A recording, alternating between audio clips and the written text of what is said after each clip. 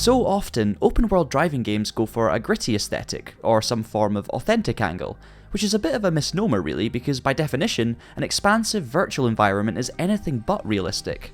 Never mind hitting a police officer, 5 miles an hour over the speed limit could see you behind bars in the real world. So why not just go all out, over the top daft? Removed from the shackles of a street racing scene, LEGO 2K Drive flourishes, and while not designed specifically for children, the creator's visual concept is at pain to explain that this is a family experience, not a kid's one. If we were 10 years old again, we'd be beside ourselves in pant-wetting excitement. Here's why.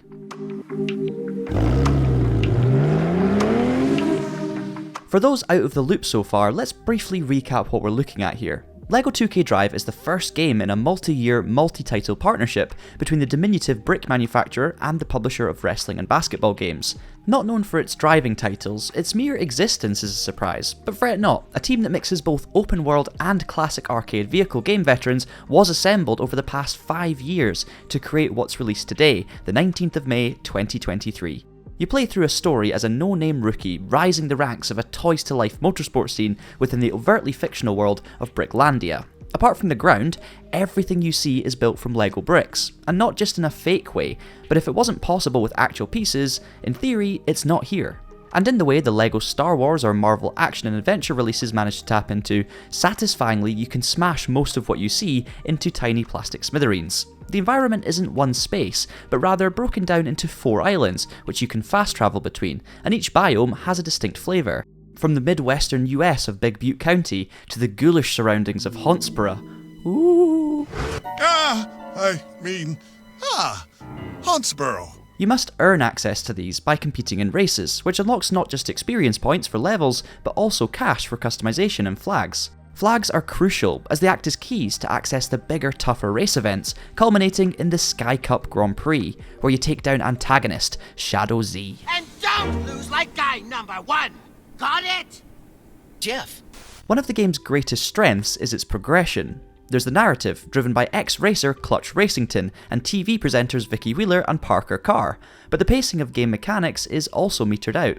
The ability to use jetpacks, for example, isn't presented to you until around 10 hours in, likewise upgrading the vehicle class from C to B and ultimately A, which essentially determines the difficulty and speed of events. Vehicle perks are tied to the class and your XP level. These are added to the mix later in the game, alongside different abilities such as brick bashing, a higher form of boost if your gauge is full and you have a long enough straight to use it. You're constantly finding hidden collectibles, completing on-the-go challenges, think short time trials or long jumps, to receive either bronze, silver or gold, and finding esoteric quests, pushing a giant egg into a pan for example, amongst a deluge of incentives. It balances the instant gratification required in the current era of gaming, well done you, with an underlying old-fashioned slow pace. It really feels like you have to earn something. The aplomb with which LEGO 2K Drive handles its structure and delightfully endearing visuals could all go to waste however, if the driving experience isn't up to the same lofty heights. It's not, sadly, but it's close at least. For an approachable title based around toys, the vehicle handling is rightly benign. The controls are logical, and drifting around corners, one of 2 methods of earning boost, the other smashing roadside furniture, is initiated by simply holding down the left trigger. Despite some vehicles being rated as heavy, they all somehow feel light through corners. A lack of precision is notable at slow speeds, with cumbersome turning. You can use a handbrake of sorts entitled a quick turn, but there are times where you don't need to screech 180 degrees, in particular while trying to round up a herd of blue cows. Certainly, something like Hot Wheels Unleashed manages to be easy to pick up, but also possesses a greater depth of handling prowess. Unlike that title however, here your ride changes, by default automatically, on the fly when you change surface types. Off-road UTVs, boats, and then cars for traditional asphalt, and each can be a unique loadout. It's neat, and it's the boats that are our preferred mode of transport, the water best matching the game's vehicle physics system. Part of the development team has worked on some seminal racing games like Hydro Thunder. Released in 1999, you race high-speed powerboats, collected power-ups, and even drove over ludicrous jumps. There are clear parallels between the 2 titles, decades apart, and that same sense of outrageous frivolity has been transferred across. Speaking of the past, the ability to create your own vehicle from scratch and then race against rivals reminds us of LEGO Racers, also from the late 90s.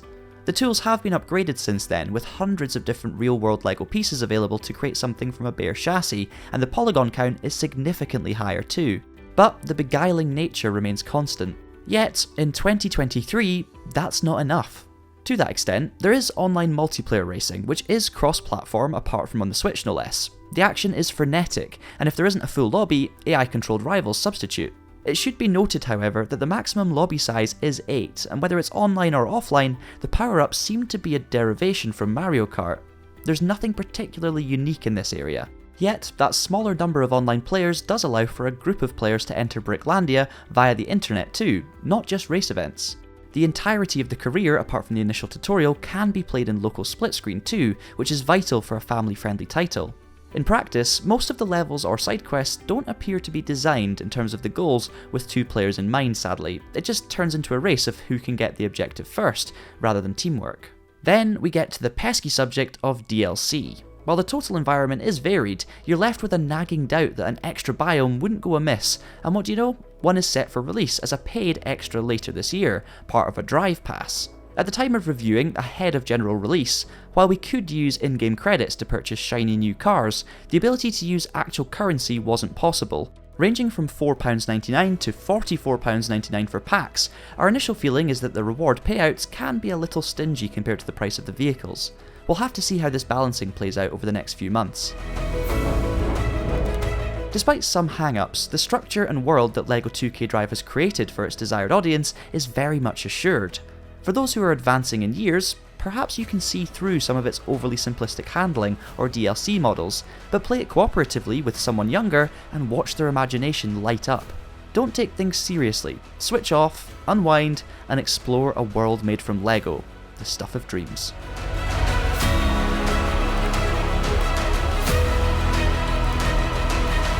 LEGO 2K Drive is available now for current and previous gen Xbox and PlayStation consoles, as well as Nintendo Switch and PC, on which this review was conducted. As ever, more info is available on the TraxionGG website, and we've even got a review of the comparable Disney Speedstorm on there if you're looking for other similar titles. Will you be picking up this one? Be sure to let us know in the comments below, and of course subscribe to the Traxion channel for more racing game reviews in future, along with everything else. That's it from me today, so until next time, thank you so much for watching, keep it pinned, and have a great day.